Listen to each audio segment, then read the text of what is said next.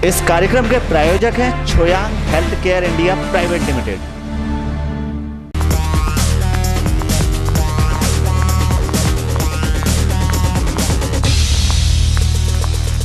नमस्कार, मैं हूं चीनू। स्वागत है आप लोगों का बेबाक राय में।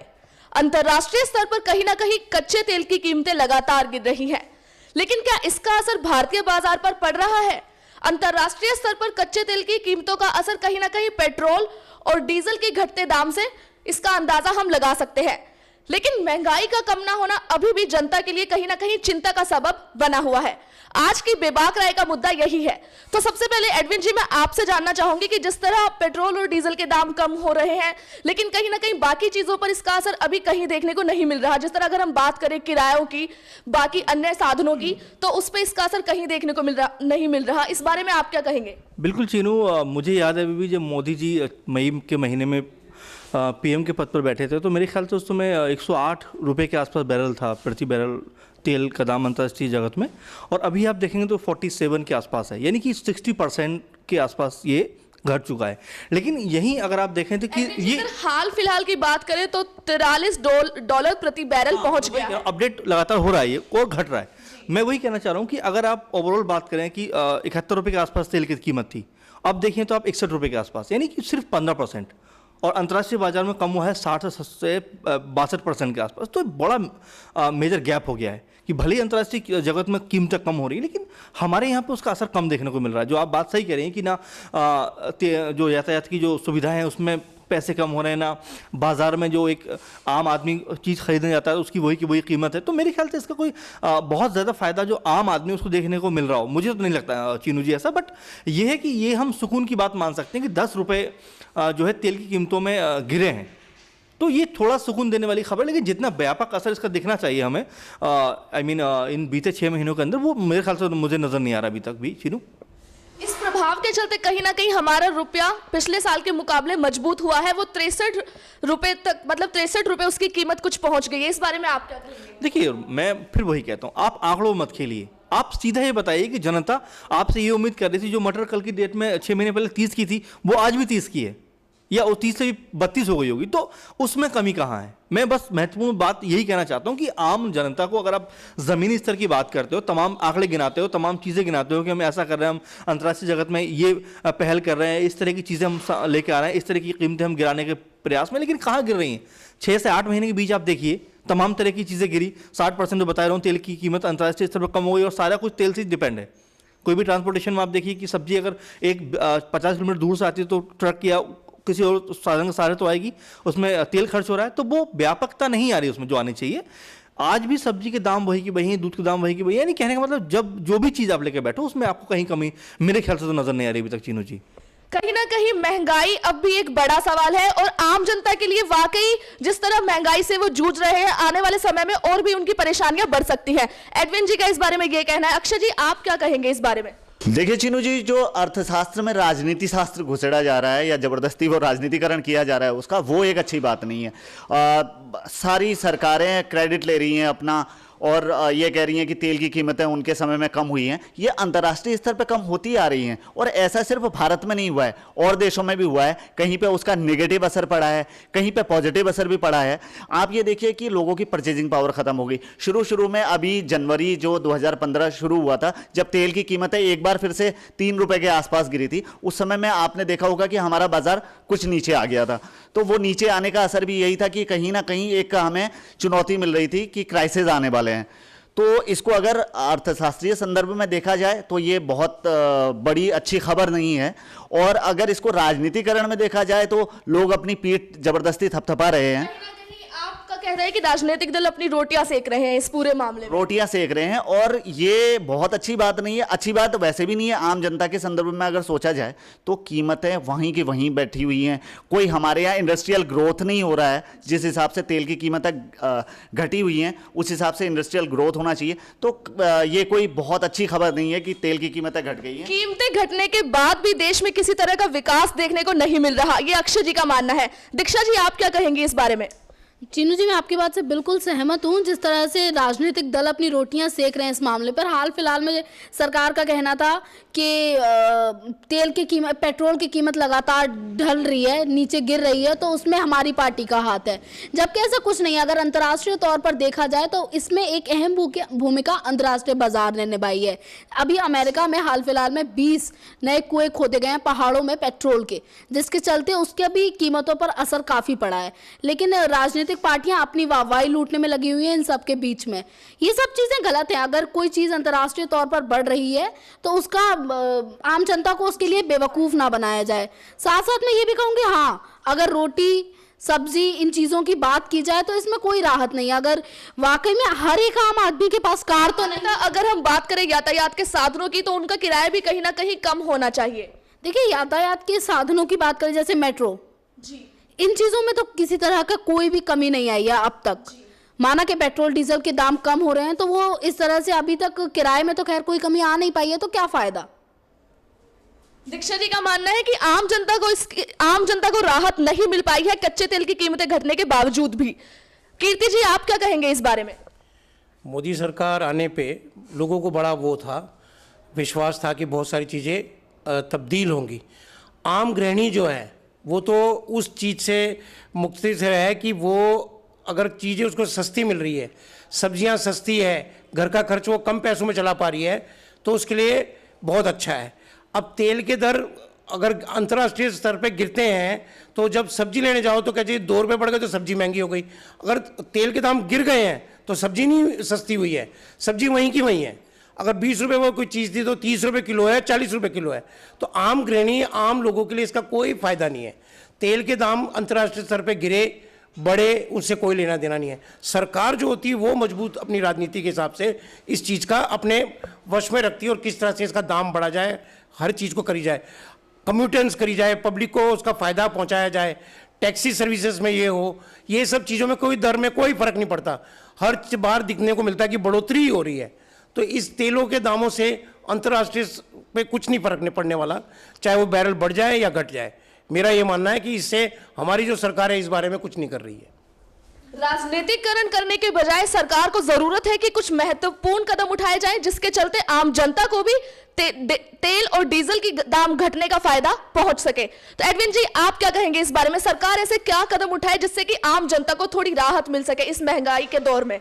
बिल्कुल, मैं मेहता जी की बात से सहमत हूँ एकदम कि जैसे हम देख रहे हैं कि एक आम आदमी को खाने के लिए सबसे पहले उसके लिए रोटी का जुगाड़ होना चाहिए। उसके लिए मायने नहीं, ये नहीं रखता कि तेल की कीमत 2 रुपये ज़्यादा हो गई या कम हो गई। उसके लिए मायने ये रखता है कि उसकी जो सब्जी की कीमत है या 2 रुपये कम हुई है या ज़्यादा हुई है। तो महत्वपूर्ण बात ये है कि ज़मीनी स्तर पर हमें जाना पड़ेगा भाई, कि कैसे लोगों को हम सर्वाइव करने में मदद कर रहे हैं, कैसे जो पैसा अगर इस तरह कम हो रहा है तो उधर कैसे हम उसको कमी लेकर आएँ, जो खाद्य पदार्थ हैं, खाद्य से संबंधित जो भी चीज़ें उनको कैसे कमी लेकर आएँ उनके अंदर। और बिल्कुल मैं सहमत हूँ कि यदि तेल के दाम गिर रहे हैं और यदि आम आदमी को उससे कोई फ़र्क या कोई भी सस्ता सामान उसको उपलब्ध नहीं कराया जा रहा है तो उसका कोई महत्व नहीं है मेरे ख्याल से। क्योंकि गाड़ियाँ अमूमन अमीर लोगों के पास हैं, उन लोगों के पास हैं जो एक गाड़ी को अफोर्ड कर सकते हैं। मेरे ख्याल से अगर वो लोग 60 रुपये का तेल ले रहे हैं तो 62 का अगर वो तेल ले लेंगे तो आपत्ति नहीं है, या उनके लिए कोई दिक्कत की बात नहीं। लेकिन एक गरीब आदमी को जैसे 20 रुपये किलो आटा मिल रहा है, उसके लिए वही आटा अगर 25 रुपये किलो हो जाए तो दिक्कत उसके लिए है मैम।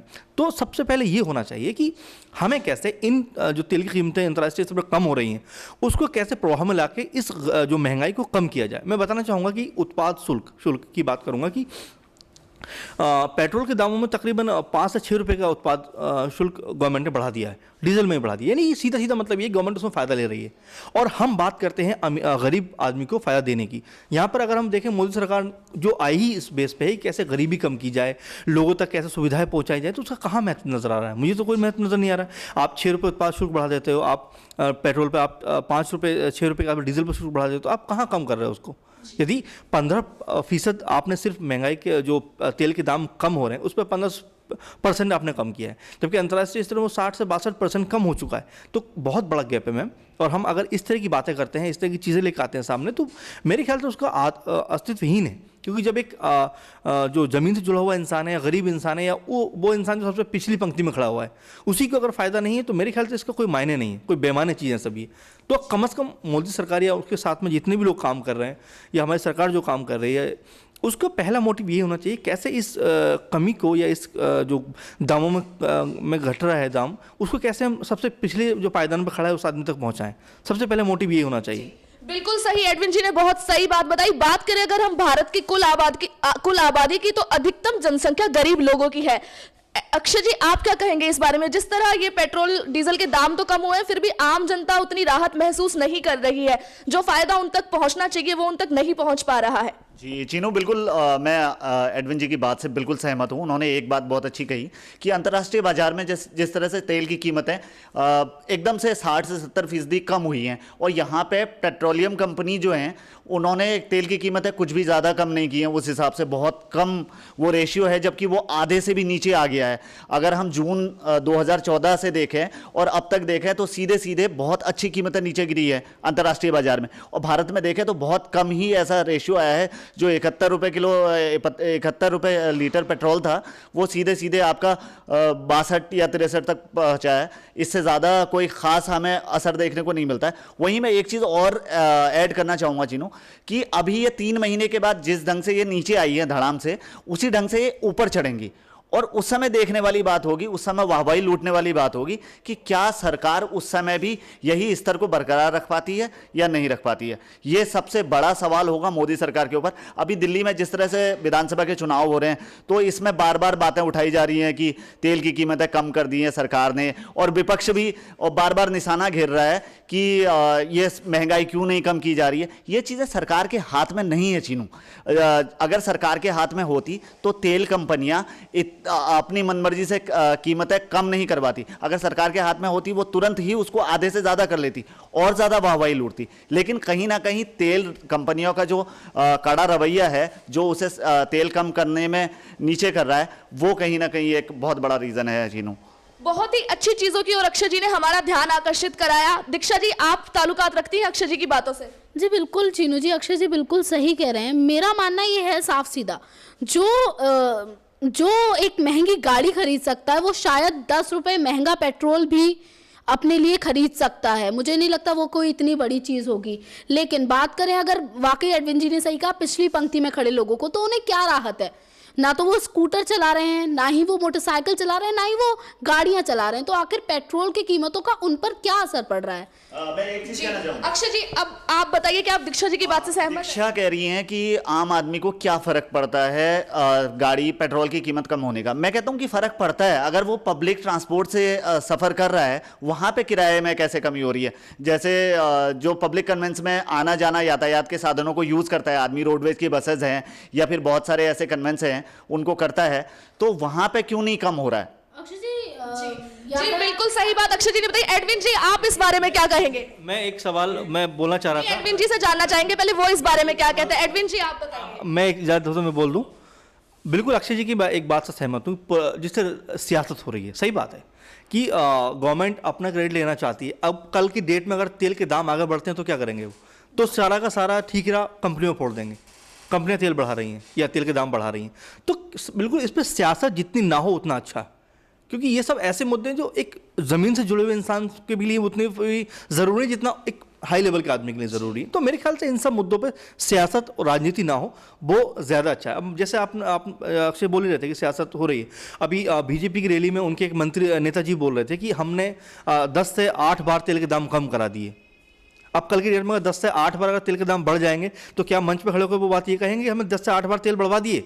नहीं कहेंगे, मुझे पता है, क्योंकि ये सिर्फ राजनीतिक तौर तरीके हैं। अक्षय जी की ओर रुख करती हूँ इस मुद्दे पर। अक्षय जी अब आप क्या कहेंगे? एडविन जी की बात से सहमत है आप? जी बिल्कुल, एडविन जी ने बहुत अच्छी बात कही कि जो अब तेल कंपनियों के दाम घटाने वाली बात है उसमें सरकार अपना क्रेडिट लेती है, तो वहीं पे जब बढ़ रहे हैं तो उस पर भी सरकार को अपना पक्ष रखना चाहिए। जैसे कि विपक्ष पूर्ववर्ती सरकार पर निशाना साधा जा रहा था कि तेल की कीमतें बढ़ रही हैं, तेल की कीमतें बढ़ रही, अब घट रही हैं तो फायदा क्या हो रहा है? उसका फायदा भी तो मिलना चाहिए। दीक्षा जी आप क्या कहेंगे इस बारे में? देखिए अभी अक्षय जी ने कहा था कि जो सार्वजनिक वाहन है उनके किराए में कमी आ रही, तो अक्षय जी बिल्कुल अब तक तो किसी सार्वजनिक वाहन के किराए में कमी नहीं आई।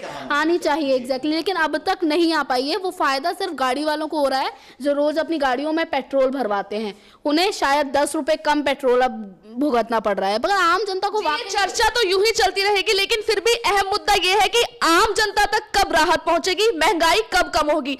कहीं ना कहीं सरकार सरकार को जरूरत है कि वो विकास करे और औद्योगिकरण को बढ़ावा दे। विकास होगा तो लोगों को लगेगा कि कहीं ना कहीं कुछ फायदा उन तक भी हुआ है, वरना आम जनता यूं ही महंगाई से जूझती रहेगी। और आने वाले समय में जिस तरह महंगाई बढ़ रही है और कई चीजों के दाम बढ़ते जा रहे हैं, ये वाकई चिंता का सबब है। अगर सरकार ने इस ओर ध्यान नहीं दिया तो आने वाले समय में आम जनता के लिए और भी कई बड़ी समस्याएं खड़ी हो सकती है। आज की बेबाक राय में इतना ही। अगली बार आपसे फिर मुलाकात होगी किसी ज्वलंत मुद्दे के साथ। तब तक के लिए नमस्कार।